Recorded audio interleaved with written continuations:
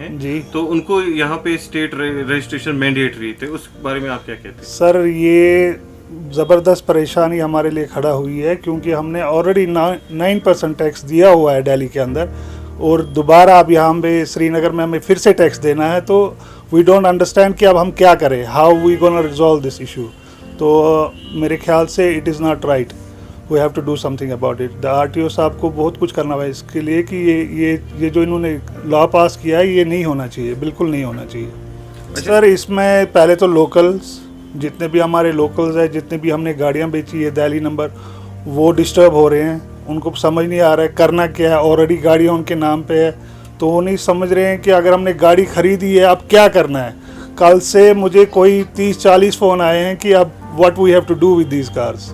तो बड़ी एक नई परेशानी क्रिएट हो गई। पहले ही कोविड की वजह से बहुत डिस्टर्ब है, इकनॉमी बहुत डाउन है, और उसके ऊपर ये अब नया issue, it's really frustrating. Punjab state, Haryana state, कोई भी स्टेट टैक्स नहीं ले रहा है। यहाँ फिर से शुरू हो गया कि 9% टैक्स भर दो। तो कोई अफोर्ड नहीं कर रहा है कि भाई मैंने गाड़ी वहाँ से लाई, मैं यहाँ 50,000 लाख रुपए टैक्स भरूँ फिर से, जबकि इसकी ऑलरेडी रजिस्ट्रेशन हुई है, उस टाइप गवर्नमेंट ने टैक्स ले रखा है। और यहाँ का खाली यहाँ JNK का आरटीओ कह रहा है कि यहाँ 9% टैक्स भरो, उस वजह से कोई नहीं भर रहा है। तो यही कारण है, मेन कारण यही है कि तभी लोग रजिस्ट्रेशन नहीं कर रहे। हरियाणा में, पंजाब में वहाँ का रजिस्ट्रेशन फीस भरते हैं, 1,000-2,000 रुपये रजिस्ट्रेशन फीस भरते हैं, बस दैट्स इट। यहाँ ये है कि भाई 9% टैक्स भर दो। और वेलविशर कौन है? वेलविशर भी ये खुद है, कोई वेलविशर नहीं। जैसे मतलब कोई अदर कोई कंपनी होगी, वो मतलब वेलविशर होगी, तो वो 1,00,000, 2,00,000, 3,00,000 रुपये वैल्यू निकाल के भर देते थे। इन्होंने 9% लगा दिया टैक्स इसमें, यानी कि जो नई गाड़ी में टैक्स है, ऑलरेडी ये टैक्स पेड गाड़ियाँ है। मैंने ये भी सुना है कि डीलर्स एसोसिएशन जो है, कार डीलर्स एसोसिएशन, उन्होंने हाल ही में स्टे के लिए भी जी वो कुछ 1-2 दिन में आ जाएगी वो कॉपी, वो आरटीओ के साथ हम बैठ के बात कर लेंगे। कहाँ गसान दिल्ली, यह पन्ने हैसियत मूजूब रपस 2 लाख, 2.5 लाख, 3 लाख गाड़ी, ठीक है। अम पे आरटीओ अमिस वन बर सर 50,000 फीस या 60,000 फीस या ₹1,00,000 फीस, सो आन तमिस फायदे कहें। तो समझ मेन कथन, अत अगर 9% हिसाब टैक्स वो अत 50,000-60,000 रुपये टैक्स, बाकी गोस पे अदर खर्च अलग। तो समझ मेन कथन, इसीलिए वन योतन कि बाकी स्टेट मतलब ऑल ओवर इंडिया ये रूल थो सा ये कि मतलब तक टैक्स हेवान दोबारा री रजिस्ट्रेशन कहें ना पंजाब मज हरियाणा मज ना कुन बेंगलोर गुन जाए वही योत स्टेट सह JNK स्टेट, ये आरटीओ पन कानून कि री रजिस्ट्रेशन फीस हमें 9% एज वेलुएशन।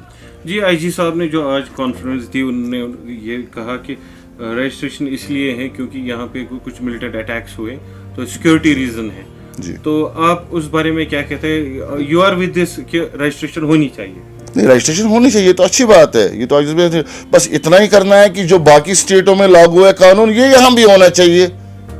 बाकी ये जरूरी नहीं है कि मतलब ये अलग आसुन तो तक अलग आसुन, जो भी यहाँ है वहाँ है वो यहाँ भी होना चाहिए।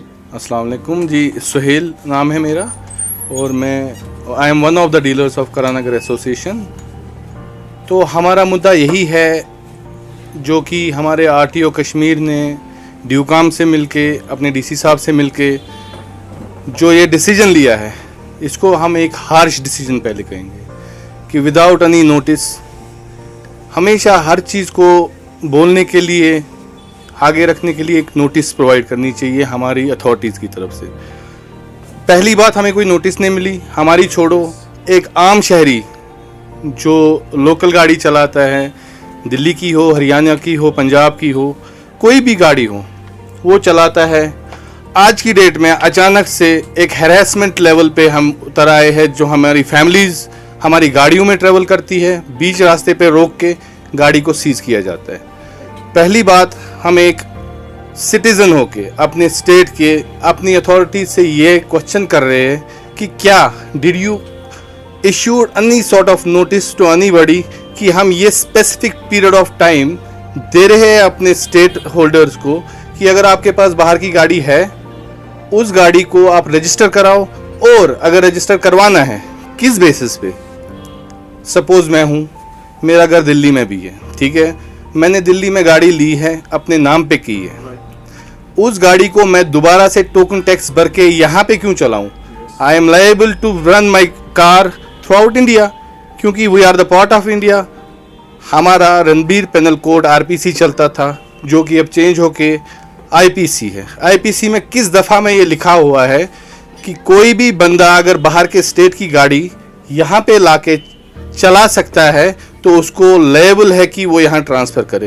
पहला अथॉरिटी के साथ मेरा ये क्वेश्चन है। दूसरी बात, we respect our authorities, whatever decision they will take in future, हमें उसमें कोई प्रॉब्लम नहीं है, लेकिन प्रॉपर एक नोटिस निकालिए, प्रॉपर गाइडलाइंस दीजिए, प्रॉपर टाइम दीजिए। देखिए, जो कि इन्होंने कहा हुआ है 15 दिन के अंदर अंदर सारी गाड़ियाँ ट्रांसफ़र होनी चाहिए। उसमें सबसे बड़ी प्रॉब्लम हमारी अथॉरिटी को पहले ये समझना चाहिए कि अगर आप एनओसी के लिए अप्लाई कर रहे हैं, it takes minimum 20 to 1 month एक एनओसी आने के लिए कश्मीर में, अगर हम अप्लाई करते हैं। और अप्लाई के बाद हमें कितना टाइम लगेगा यहाँ वो दूसरी बात है, लेकिन इन्होंने तो 15 दिनों का टाइम दिया हुआ है।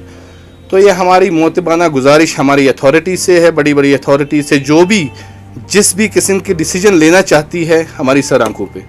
लेकिन हम ये चाहते हैं कि एक ईज़ पैदा कीजिए, एक कंफर्टेबल जोन पैदा कीजिए हम में, डीलर्स में, हमारे जो कस्टमर्स हैं जिनको हमने गाड़ियां दी हुई है।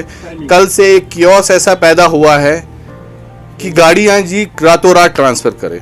और हम ऐसे एक डिसीजन लीजिए ना हमारी अथॉरिटीज़ वाले, अगर कोई भी हमें गाड़ी ट्रांसफ़र करनी है, अगर हमने ऑलरेडी एक टोकन टैक्स पे किया हुआ है, हम दोबारा से डबल टोकन टैक्स क्यों डिपॉजिट करें?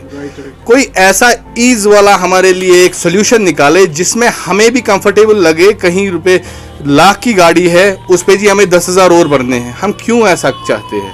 ठीक है, अगर आपको रजिस्टर करनी है गाड़ियाँ, यहाँ पे आप कह रहे हो ऑर्डर के हिसाब से हम रजिस्टर करें गाड़ियाँ, एक स्पेसिफिक अमाउंट रखो जो कि हर एक छोटे से छोटा, गरीब से गरीब और अमीर से अमीर पूरा वो कर सके, रुपये 1,000, 2,000, 3,000 अफोर्ड कर सके, जो कि हमारी भी समझ में आएगा, हमारे अवाम के भी समझ में आएगा।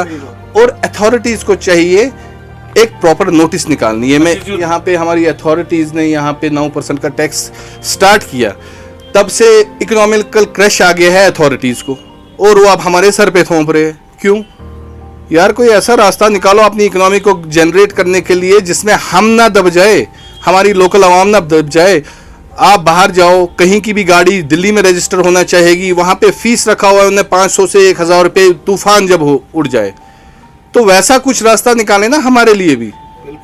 हमें क्यों आप लोगों ने इतना, ये जुल्म है हमारे लिए, हमारी आवाम के लिए जुल्म है। अगर आप हमें कह रहे हैं कि हम आपको इंडियन पेनल कोड के थ्रू, अब यहाँ पे सारा आपने अप्लाई किया, उसी पेनल कोड के थ्रू हमें ऐसा कोई लॉ दिखाइए ना जिसमें ये लिखा है कि आप हिंदुस्तान की गाड़ी कश्मीर में नहीं चला सकते।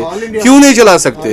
हम पूरे हिंदुस्तान में चला सकते हैं, हमारा हक है हमारी गाड़ियाँ चलाने का। हाँ, मैं बार बार ये कह रहा हूँ कि यहाँ पे लॉज भी ऐसे है जिसमें हमें ये देखना है कि कहीं किसी गाड़ी में कोई ऐसी परेशानी है जो सच में अथॉरिटीज़ को लुक आफ्टर करना है, उसमें कीजिए सर। आप पूरे डॉक्यूमेंट्स चेक कीजिए, अगर डॉक्यूमेंट्स में आपको कोई प्रॉब्लम लगती है उस पर आप नज़रसानी करें, उस पर देखें कि उस पर कैसे एक्शन लेना है।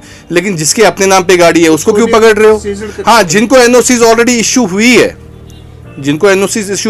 उन्होंने क्यों नहीं अभी तक की है, उस पर उंगली उठाए।